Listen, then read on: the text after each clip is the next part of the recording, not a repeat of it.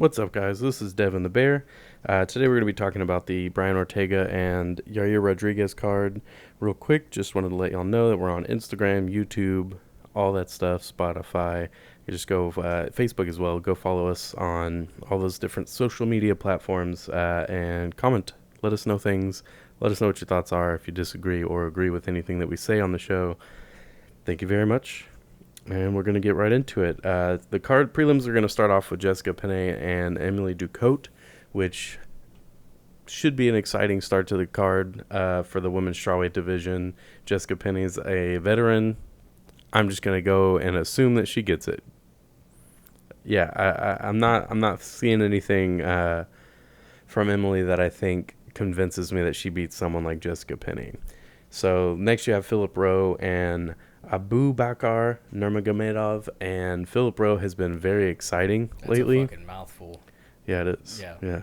I had to take my time with it. I would have butchered that. Yeah, Philip Rowe got a TKO on Jason Witt, and that solidified me as a fan. I was pretty excited about that one. That was really fun. Yeah, I mean, he's also going against Nurmagomedov, so... We'll see what happens. Jason Witt's got some pretty good wrestling, so it was cool to see that fight. But yeah, it'll definitely be an interesting fight. I think that both of those two guys are for sure gonna be big names in the future. Yeah, for sure. So it's cool to see them meet early on. I think they'll definitely meet later on as well. Next, you have Dwight Grant and Dustin Stoltzfus. That should be pretty solid. I'm actually kind of excited for that fight. Both those guys go after it. Dwight Grant, if he doesn't get the win, he gets knocked out. So I'm thinking Dustin Stoltzfus, if he just kind of sits back, he'll catch him. Right. So a good light heavyweight fight, though, is going to be Dustin Jacoby taking Da Un Jung. So. I'm very excited for that fight. Both of those guys are very good. Yeah. I don't want to see a quick stoppage. I want to see both guys get to display what they have. Yeah. Because anytime we get to see Da Un Jung fight, it's pretty good. Yeah. And I'd like to see more of it. We got to see him fight William Knight, but that fight was maybe not the most exciting. But when you're fighting William Knight, you really have to limit the chances you take because he will capitalize on them. So you're fighting someone like Dustin Jacoby, who's got some great striking. I think that makes for a really good fight. I agree. So, yeah, also that featherweight bout between Bill Algeo and Herbert Burns. That's going to be a fun one. Bill Algeo is a former Dana White's Contender Series competitor. He actually lost to Brendan Loughnane on this fight, but he still got into the UFC, and Brendan Loughnane didn't. So yeah, I remember that. Yeah, what was that? So I think that fight was that the one where Brendan Loughnane took him down in the last 10 seconds. And Dana was like, "I'm not going to give him that. If you're not going to go for it, I'm not going to do that." I mean, he was securing the win, but I don't know. That was something else. But Brendan Loughnane doing pretty good over in the PFL though. But yeah, man, I actually really like watching his opponent though, Herbert Burns. Herbert Burns, yeah, he beat freaking Landwehr. That Landwehr knockout was crazy, dude. Yeah, he's pretty exciting. He just lost, right? Or his last fight, he lost. He might have. I haven't really kept up with him too much as of late. Yeah, he did lose. He lost to Daniel Pineda. Oh yeah. And so, but yeah, no, that was actually a fun fight. But I mean, his fights with Evan Denham were fun, and Derek Minner. I mean, since this guy's gotten to the UFC, I mean, every fight's a stoppage. You know, even the ones he's losing in, and so it's always some good stuff watching him fight. Yeah, so. And then there's a middleweight fight going on in the prelims as well. On the headliner for the prelims is going to be Ricky Simone and Jack Shore. Those names are pretty big. I'm pretty excited for both guys. I really like Jack Shore. I like watching him fight, but Ricky Simone is something else. He's a beast, dude. I just wish he would cut his hair. Yeah, but that ugly mullet. Yeah, whatever the hell it is. He's so fun to watch because he's all over the place. And I know, I forgot who he fought, but I remember I was sitting down watching. He was like on a preliminary card. And his weight placement is so good, though. And he also knows exactly where his opponent, because he's a wrestler. But he knows exactly where his opponent's next move is going to be when you watch him, his wrestling offense. It's crazy impressive. He's been on a pretty good streak since, he has I mean, he was on a good rise, and then he lost to Uriah Faber, and that kind of messed with some stuff. And then after that, but he's been working his way up. He's been in some great fights. His fight with what's his name, Ray Borg was fun. Did you ever see that one? Yeah. That was a fun fight. I mean, but since then, I mean, he recently just knocked out Rafael Sunsao. So I mean, I feel like that says something. Sunsao was a pretty big name in the bantamweight division at the time. I think he was kind of coming on a decline, but that was such good momentum for Ricky to have because for a while it's like most of his wins in the UFC were by decision, and it was getting kind of it was getting very repetitive, and so we saw something different out of him. That was the fight that made me decide I was gonna stop picking against him on verdict, but I pick against him because of his hair. Yeah. He's fighting Jack Shore, so I'm still gonna pick against him. I think I really like Jack Shore. I think Ricky Simone takes it though. I do too. I think his wrestling is gonna get him the win. Yeah. Jack Shore has great jiu-jitsu, and we're aware of it. His first fight in the UFC, I remember watching his debut with you, and he used it was very grappling heavy, but when it comes to, I've noticed it with a lot of English fighters when it comes to like they're very jiu-jitsu heavy, but they don't have wrestling defense, and that's kind of what gets in the way of those things. We've seen it with Darren Till. The only fighter I have not seen have an issue with it has been heavyweight Tom Aspinall. Yeah. Bisping had some pretty solid takedown defense as well. When he moved the camps to the U.S. Okay, true. So I think that's kind of what made the difference training over at the Ruka gym with Jason Perlo and a lot of good guys over there. So, so we keep an eye out for that fight. It's going to be a fun one. But on to the main card. I'm actually pretty looking for this fight. I think it's going to be a good one with Lauren Murphy taking on Miesha Tate. I don't think it's going to be a snooze fest like everyone's saying it is, though. I know that Miesha Tate's fight style has changed a little bit since she's came back. She's she's much more technical when it comes to it, because she's obviously trying to make that another title run. She's talked about it. And then you have Lauren Murphy, who's coming off of a title loss. A title challenge against Valentina Shevchenko. But Shevchenko's just running fucking game right now, dude, And Lauren Murphy, though, I enjoy watching her fight. I think she's very she's gritty, when she has to be. Yeah. And all that stuff. And so I think that's definitely one to look out for. Yeah, I'm pretty excited for it. It's definitely one of those ones where I don't want either of them to lose. I don't want Lauren Murphy to lose. Yeah. She fights out of Houston. She's fun to watch. I'm a fan. Yeah. But it's hard to watch Miesha Tate and want someone to beat her just because she's coming back, and everybody respects her. Everybody wants her to do well, but I don't want Lauren Murphy to lose. Yeah, no, it's a hard one for sure. But I'm going Lauren Murphy on that one. I think she just kind of, I think with this fight, Miesha Tate is biting off more than she can chew with it. It's very possible. Yeah. But if Miesha Tate wins this one, you got to think they're going to give her a title soon, title shot soon, because that's Lauren Murphy, and if she beats her, Lauren Murphy's on like a 4 or 5 win streak before when she got to the title. So yeah, I think they're gonna try to. I wouldn't say fast track her, but Miesha Tate's always been a top contender for the title in any division she's in. So, but yeah, featherweight fight. This is a really fun fight. I'm taking on Charles Jourdain. I'm very excited for this one. I get sad with these fights because I don't really know who I want to win. Yeah, I want Charles Jourdain to win ultimately, but Shane Burgos is so fun to watch. They both are. Yeah. I just feel like Charles Jourdain, he's a bit bigger, right? He's taller and longer, I think. I'm not too sure. I could check for you right now, though. But, let's see. Charles Jourdain is 5'9". Okay, Shane Burgos is 5'11". Yeah. So. Okay. But, yeah, what's his name? Charles Jourdain's coming off of some fun fights, though. His fight with Lando Venata. I enjoy watching any fight that Lando Venata's in. Yeah. I feel like maybe just Charles Jourdain fights really tall and upright and long. Maybe that's all it is. But yeah, they're both really fun to watch. I'm a fan of Charles Jourdain. Maybe just Shane Burgos goes against people that I'm a fan of. Yeah, Shane Burgos does that's why I usually go against him. I don't know.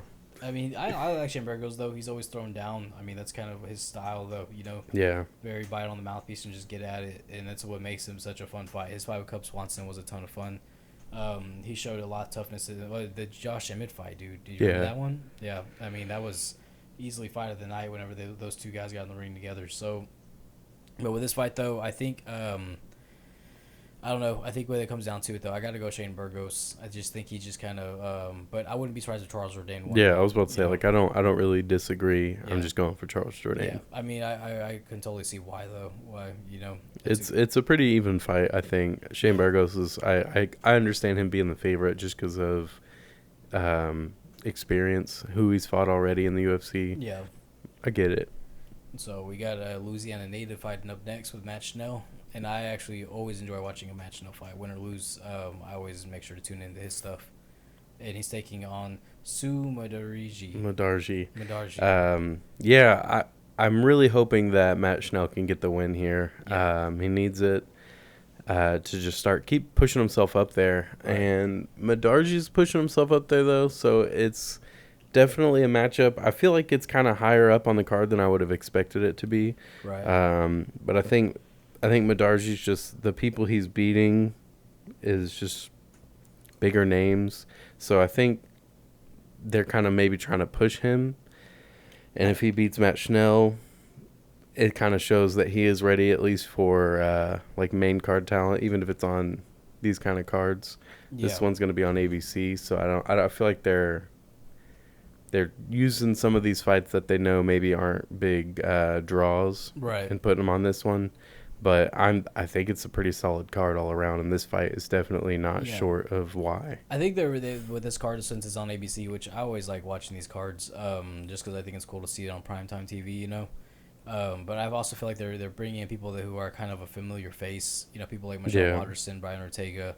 But yeah, and they're also, like, if you notice too, like with the different nationalities on this card as well, it's bringing in a lot of, you know, different eyes to have people tune in. So, but yeah, man, I think Matt Schnell, like you said, he needs the win.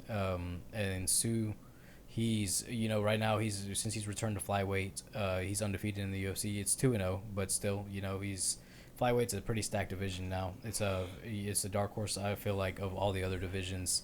So it's really hard to keep a streak going in that one, you know. And that's but yeah, man, it's gonna be. I'm gonna go Matt Schnell just because I'm a fan of him. Same. Yeah. Trans out of Houston. What are we supposed to do? Yeah, exactly. So, we got Li Jing Liang looking to make a comeback from his last fight, where he lost to Hamzat Chimaev, taking on Muslim Salikov. Did I get it right? Yeah. Yeah. And so I actually don't know much about Muslim. I know Li Jing Liang a little more. Yeah, I just realized I don't know anything about him either, so I'm looking him up. He beat Nordine Taleb, though, back in 2019. That's cool. Yeah, something like that. Yeah. I mean, hey, it's a big name. So yeah, I mean, I gotta agree with you on that. It is a pretty big name. It's a UFC big name experience that comes with it, you know, and he was able to beat that, so that's pretty cool. But I don't see him beating. No, I think Li Jing Liang, dude, he's a fucking beast. His boxing's so freaking clean. Yeah, he has great boxing. We've seen him knock out Santiago Ponzinibbio with it, who also has good stand up. But yeah, they call him the Leech for the reason, man. Like, this guy is something else, especially whenever he's coming at you. Like his fight with Hamza, I didn't expect it to be so one sided. Yeah. Because I know what Li Jing Liang, he's shown what he's capable of, you know. And but yeah, I gotta go with him on this one. I think he's gonna go in there and he's gonna just do what he does best, and that's just make it a gritty fight and just take the win home, you know. Yeah, I'm in the same boat. Yeah. And then you have Michelle Waterson and Amanda Lumos fighting. I feel like that's a pretty good fight. It should be a good fight. I could see Michelle Waterson being very technical with it because Amanda Lumos is a very dangerous opponent. She is. I'm just not sure that the technical striking of Michelle Waterson is going to be enough to stop Lemos. No. But I'm rooting for her. Yeah, I mean, it would be nice to see Michelle pick up another win. It's been a while since we've seen a really star-studded performance out of her, you know? Yeah. And not in a bad way, it's just like the freaking weight division she's in, dude. It's stacked, you know? It's a stacked weight division. She's been around for a while now. She's had a lot going on outside of the cage, so yeah. It's just a culmination of things that it's going to happen in life. Yeah, I mean, it's just one thing. It was just, but yeah, she's been rolling with the punches, but it's good to see that she's still around, still a familiar face with the UFC audience. But Amanda Lemos, dude, she's a fucking beast. She's scary good. It's anytime I watch her fights, it's like it's kind of a give me fight. Like you not give me fight, but you know she's gonna go out there and fuck some shit up. I mean, what she did to Montserrat Ruiz. Do you remember her? The girl with the tattoo on the neck that spit in Cheyenne Bay's face. Yes. Yeah. Did you ever see that knockout? Yes. Yeah. It was vicious. And so Amanda Lumos is definitely looking to bounce back because I feel like her last performance, the finish was pretty embarrassing against Jessica Andrade. Yeah, that was the standing arm triangle. Yeah. And so I think she knows that she has to come out there and prove a point. And so, it's first person to ever get submitted by a standing arm triangle by somebody who's much shorter than her. So, yeah, man. But I think it's gonna be a good fight, though. I think, but I really feel like it's gonna be a one-sided fight. Yeah, I mean, like I said, I feel like Michelle Waterson can go out there and be the technical striker and win the fight, but we'll see what happens. Lumos has that pressure. So it's gonna be a good one though. But on to the main event, we have Brian Ortega taking on Yahya Rodriguez, a fight that I feel like should have happened by now. You know. Yeah. I'm excited that it is happening. Yeah, I feel like this is the fight that's been kind of holding up the division as well, though. But I'm excited for this fight. This is gonna be a great one. Brian Ortega, I mean, we've seen in his last couple fights. He has a great chin, and but even before that, his performance of the Korean Zombie showed a great stand-up as well. But Yahya Rodriguez, man, I mean, there's only been like probably in the past 5 years, there's only been two guys that have shown that Max Holloway is a human, and that's been Alexander Volkanovski and Yahya Rodriguez. You know, his fight with Max Holloway showed that he belonged in that top 5, even though he lost that fight. You know. I mean, I'm chalking that one up to just Styles making the fight. Yeah. I think that kind of style against Max works. If you're going to try and box with Max, it's not going to work. Yair's style is very unpredictable, kind of all over the place, and that counters Max's style pretty well. Right. The level of Max is what kind of makes everything complicated. Yeah. How good he is. But I think I want Rodriguez to win this fight, but I wouldn't be surprised if Ortega takes it. I wouldn't be surprised if Ortega gets a submission. I think that's his best option, but obviously, I mean, he's known for his jiu-jitsu, but also because like in his last fight when he was fighting Max Holloway and actually went to the ground, I didn't expect that. He was getting swept a lot.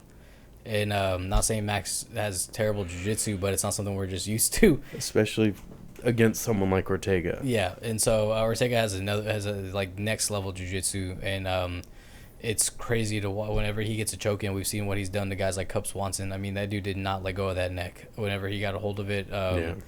It's I mean the amount of crazy submissions he has is like unbelievable. And so, but when it comes to Yair, I just feel like Yair has more ways to win the fight. In the sense, like, except for on the ground. So I think he can. If it was to go all 5, I think he takes it all 5. I think if it goes, he's the only one in the ring that can actually have a chance of getting a knockout or finishing the fight by TKO, you know. And so I think Rodriguez takes this one though. Yeah, it's gonna be a really fun fight. I feel like if Rodriguez gets this, he gets a title shot. If Ortega gets this, do you think he gets a title shot? I hope not. I hope not as well, but I feel like he probably does, because what else are they going to do? Yeah, I mean, put him against Josh Emmett, maybe? Yeah, Emmett, or... Yeah, I don't know. Bryce Mitchell? Nah, Bryce Mitchell does not need to be fighting for a title yet. No, or, I mean, put him against Ortega. Yeah. That'd be a fun fight. Still, I feel like that one's kind of early for Mitchell. Yeah, 100%, but, I mean, this division's got to start moving, though, you know? A lot of stalemates going on. Yeah, don't sacrifice your promised talent. You got to risk it for the biscuit. Don't ever run a promotion, Devin. Sorry.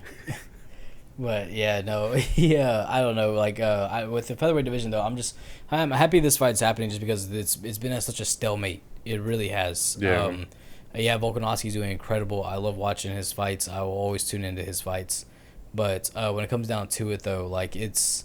a division that's not moving at all, and it's hard to get it to move when you have guys like Max Holloway and Volkanovski in your division. But like there's like anybody who's in the top 5 isn't fighting anybody outside the top 5, and so I get why, but still it's like you can't just wait for a year for a title shot, you know? Yeah. Well, yeah. That's UFC on ABC. 3. Yeah. Yeah, let us know your thoughts on that card. It should be pretty solid. Make sure you watch it. It's free. So Yeah. why not? Why wouldn't you watch free fights? Happening earlier in the day though, not at night. You keep Oh, that in yeah, mind. Yeah. But yeah, that also brings us to the next topic. Fury isn't having another amateur series fight coming up, and really excited to watch Miles Banks fight again out of War. That's a heavyweight who is just a freak of nature. Yes, dude, he is huge. Someone who belongs in heavyweight and is very much like Cyril Gane. Like, I feel like Cyril Gane's bigger. Yeah. But Cyril Gane's just an actual natural athlete who belongs in heavyweight as opposed to someone who is just big. Mm-hmm. And you see a lot of that with Miles Banks. His Muay Thai is just really solid. If he gets you up against the fence, you're going down. Yeah. So I'm really excited to see him fight. Then we got our buddy John Luke Williams fighting Arturo Sanchez. That should be a pretty fun one. We've got to work with John Luke a little bit. Mm-hmm. Feel his power. Definitely a heavyweight. Yeah. That checks out. But he's been really fun to talk with, and we're excited to see him fight. That's going to be July 17th. Make sure you check it out. They'll be streamed on Facebook and then UFC Fight Pass, I believe. They might. I don't know if they do the amateur fights anymore. I think they did the last ones. Oh, anymore? Yeah, maybe they don't. But then buy a ticket and go in person. Dang. We'll be there. Come and hang out. But yeah, there was a El Tigre card recently that was really solid. We got to see some familiar faces with David Armas. We've seen him a lot in Houston MMA for a really long time now. He made his return back to boxing. Didn't get the win, but it was a pretty solid performance. A lot of really good wins. Eugene Hill Jr. got a win. Ahmad Lewis got a win. Demonte Randall got a win. Yes. Really solid. Really fun card. A lot of stuff going on in Houston Combat Sports. Yep, definitely Stuff's go check taking out. off. Definitely go check out these El Tigre promotion fights. They always put on great cards. The main event was Andrew Rivera, and that was really solid as well. Cool. What else going on? That's about it. That's about it, isn't it? Fazeev is talking about fighting Connor. I feel like that fight. Fazeev got that finish of RDA. Yeah. And now he's talking to Connor. And he also called out Gaethje too. No, yeah, that's right. I think I'd rather see him fight Gaethje. I feel like where Connor's at in his career, though, if he's gonna come back and fight, I mean, him and It'd be Fazeev someone makes against sense. Fazeev. Yeah, I'd agree with that. An up-and-comer who hasn't broken into, like, top 5 yet, but he's right there. Yeah. Yeah. Connor's a gatekeeper who doesn't ever fight. Yeah. Makes sense. That's what it comes down to. Yeah. You know? Make him fight Dustin. Yeah. Make it happen. And when Dustin beats him, have Dustin fight whoever. For the title. Sure. Yeah. Make the 165 title. Bring Kevin Lee back. Yeah. Anyway, give us a follow. Let us know. Enjoy life. Enjoy fights.